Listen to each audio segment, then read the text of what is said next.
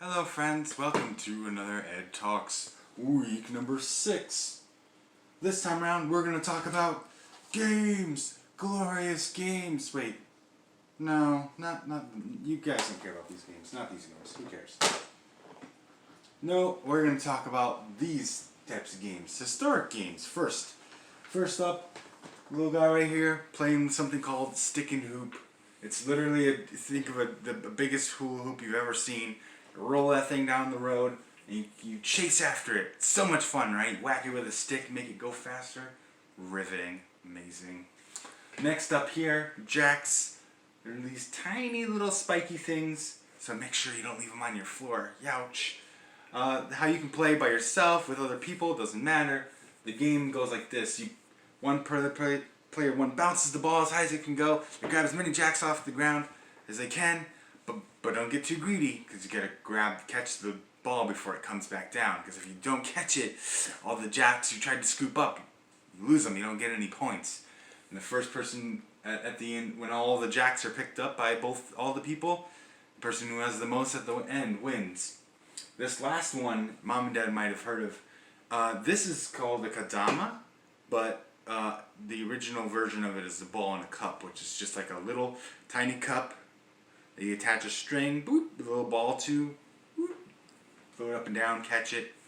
You can look up what that is, but this is actually the same kind of thing. It's a wooden stick that you hold, and this little ball, it's attached to this little rope here. You're going to take a little rope, and you flip it up around these little things here. You can catch the ball on the little cups, the top, the bottom, the side, and then there's a little spike. You see this hole that you can catch it on. And actually, I have a video. This person actually won first place in a Kadama tournament just last year. It's the link right here. You can see all the crazy tricks and things that he does. It's actually pretty exciting. But history of some games.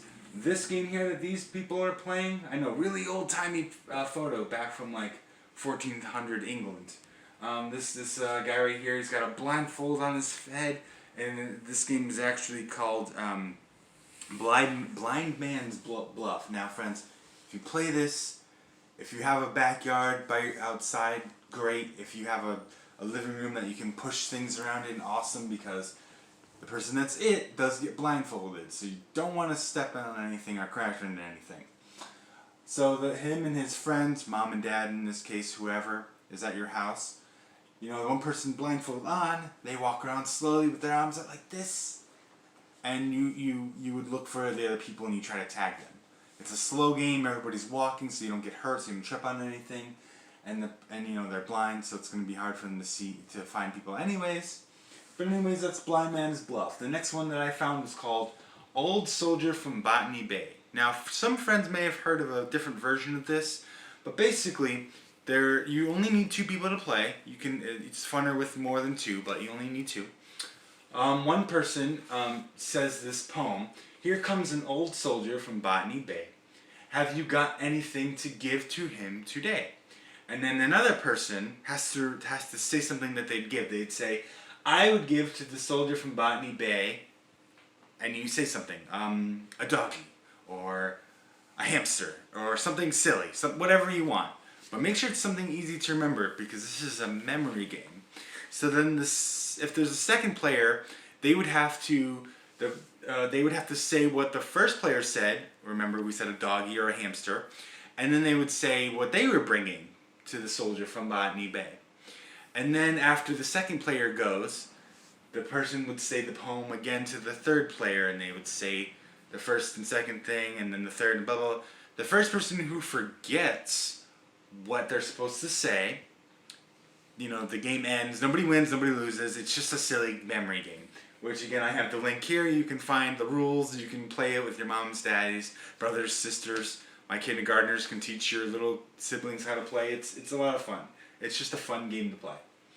Some other games you might have heard of. Follow the Leader, where you, if you have siblings or mommies and daddies that are willing to play with you, they can just follow you around the house anywhere you want to go. Or if you have a backyard or whatever outside, you know, you can play hide and seek, you can play rock, paper, scissors, all kinds of awesome games. Something else you might have available? Card games. Wait, Nobody recognizes these. Come on now. So on the left here is an old Chinese card game. These were called leaf games. They usually depicted they were on these 9 centimeter, which is like really tiny, like only like this big, by 3 centimeter cards. They depicted things like princesses and royalty and blah blah blah. But they were later evolved into these things called mahjong tiles. Now you might want to ask mommy and daddies what those were. It's a game where basically you match the symbol and the number or the letter to a similar one. So look here, I have a rose with the number 1. I have another flower, but it's the number 2, so it doesn't match. And when you match it, you take it off and you have a match. On the right here, these are cards, ancient Egyptian cards. They had coins, which is, you see the little coins here, polo sticks, which are just like big long sticks for playing a game called polo, cups, and swords. Mostly art things. They're called Mamluk cards. There are 52 cards in the deck, kind of like us. And just like I said, they had the different suits in them, kind of like we have hearts, diamonds, spades, clubs, that type of thing. They're not really, like I said, for playing. They're more for art and for looking at. However, we have card games nowadays as well. I know my kindergarten friends especially are going to gravitate towards here. Something you could do, obviously. Mr. Edward taught some of you how to play Pokemon in Aftercare. You know who you are. You can easily tell mommy's daddies can play. Some mommy's daddies, like Mr. Edward, are old enough to remember this game. I still play it. It's called Magic. Some card games that other friends might have or have heard of.